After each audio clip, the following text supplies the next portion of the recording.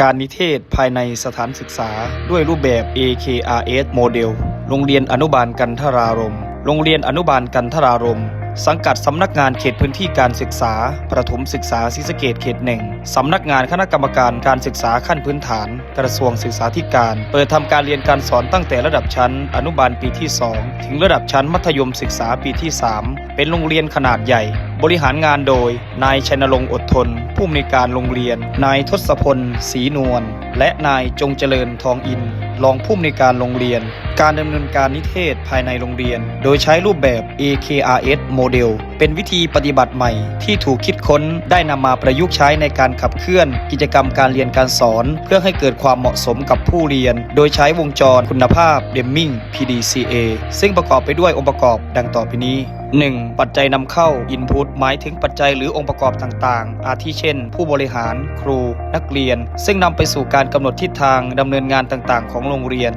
2. กระบวนการ Process หมายถึงขั้นตอนและวิธีการดำเนินงานที่นำไปสู่เป้าหมายอย่างเป็นระบบเพื่อให้การดำเนินงานมีคุณภาพและเกิดประสิทธิผล 3. ผลผลิต Output หมายถึงผลที่เกิดจากการดำเนินงานเช่นคุณภาพและสมรรถนะของผู้เรียนการจบการศึกษาและการบรรลุเป้าหมายตามวัตถุประสงค์อย่างมีคุณภาพและประสิทธิผลนำไปสู่ Smart Director ผู้บริหารก้าวไกลด้านวิชาการ Smart Teacher ผู้เชี่ยวชาญด้านการสอน Smart Student นักเรียนมีผลสัมฤทธิ์ทางการเรียนตามเป้าหมายที่กำหนดมีขั้นตอนการดำเนินงานดังต่อไปนี้ขั้นที่ 1 P-Plan วางแผนกำหนดแนวปฏิบัติ A-All Part ผู้บริหารและคณะครูร่วมกันวิเคราะห์ข้อมูลกำหนดเป้าหมายจัดทำแผนพัฒนาและสร้างเครื่องมือนิเทศติดตามเพื่อยกระดับผลสัมฤทธิ์และการพัฒนาการจัดการเรียนการสอนให้มีประสิทธิภาพขั้นที่ 2 D Do ขั้นปฏิบัติการเยี่ยมนิเทศ K Know How ผู้บริหารให้ความรู้และดำเนินการเยี่ยมชั้นเรียน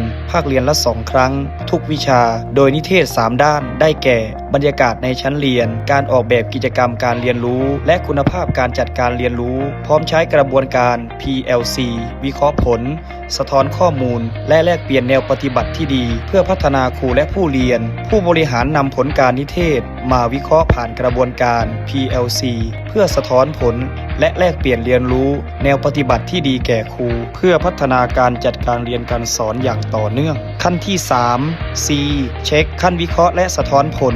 R Reflection นำข้อมูลจากการสังเกตการสอนมาวิเคราะห์จุดเด่นจุดที่ควรพัฒนาเปิดโอกาสให้ครูได้สะท้อนผลการสอนแลกเปลี่ยนความคิดเห็นและเสนอแนะกับผู้นิเทศและสรุปผลแนวทางการพัฒนาการเรียนรู้ร่วมกันเพื่อเป็นแนวทางในการจัดการเรียนรู้ให้มีประสิทธิภาพยิ่งขึ้น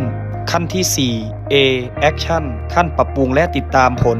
S Support and Summary คณะกรรมการนิเทศภายในรวบรวมข้อมูลจากการสังเกตการสอนตรวจแผนและแบบประเมินเพื่อวิเคราะห์จุดเด่นและจุดที่ต้องพัฒนาเพิ่มเติมแล้วสรุปผลและรายงานต่อผู้บริหารสิ้นภาคเรียนเพื่อนำข้อมูลไปเผยแพร่รวมทั้งนำไปต่อยอดในการจัดการเรียนการสอนต่อไปการดำเนินงานการนิเทศภายในที่เข้มแข็งส่งผลให้คุณภาพผู้เรียนนักเรียนโรงเรียนอนุบาลกันทรารมณ์สังกัดสำนักงานเขตพื้นที่การศึกษาประถมศึกษาศรีสะเกษเขตหนึ่งมีผลสัมฤทธิ์ทางการเรียนเป็นไปตามค่าเป้าหมายที่สถานศึกษากำหนดเป็นที่ยอมรับเชิงประจักษ์จนเกิดผลงานที่ภาคภูมิใจดังนี้ 1. ได้รับการประกันคุณภาพภายนอกจากสำนักงานรับรองมาตรฐานและประเมินคุณภาพการศึกษาองค์การมหาชนสมศปีพุทธศักราช 2567 ถึงปีพุทธศักราช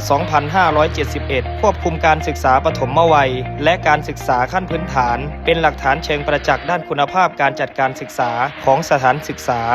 2. ได้รับรางวัลสถานศึกษาต้นแบบการนิเทศภายในประเภทสถานศึกษาขนาดใหญ่ระดับดีเยี่ยมจากสำนักงานเขตพื้นที่การศึกษาประถมศึกษาศรีสะเกษเขต1ประจำปีการศึกษา 2568 3. ได้รับรางวัลสถานศึกษาต้นแบบรายด้านที่มีวิถีปฏิบัติที่เป็นเลิศ Best Practice ในการน้อมนำพระบรมราโชบายด้านการศึกษาในหลวงรัชกาลที่ 10 สู่การปฏิบัติปีการศึกษา 2568 ด้านที่ 4 การเป็นพลเมืองดีระดับต้นแบบประเภทสถานศึกษาขนาดใหญ่ตัวแทนสำนักงานเขตพื้นที่การศึกษาประถมศึกษาศรีสะเกษเขต1ผู้บริหารสถานศึกษาได้รับรางวัลผู้อำนวยการสถานศึกษาและรองผู้อำนวยการสถานศึกษาดีเด่น SSK1 Award และโรงเรียนได้รับรางวัลอื่นๆ อีกมากมาย ผู้บริหารเข้าใจปัญหาและใช้การนิเทศภายในรูปแบบ AKRS โมเดลเป็นแนวทางพัฒนาการจัดการเรียนรู้ส่งเสริมการมีส่วนร่วมและพัฒนาศักยภาพครูให้สามารถปรับปรุงการสอนได้อย่างต่อเนื่องโดยมุ่งเน้นคุณภาพผู้เรียนเพื่อให้ผู้เรียนมีทักษะและสามารถดำรงชีวิตในสังคมได้อย่างมีคุณภาพมีความสุข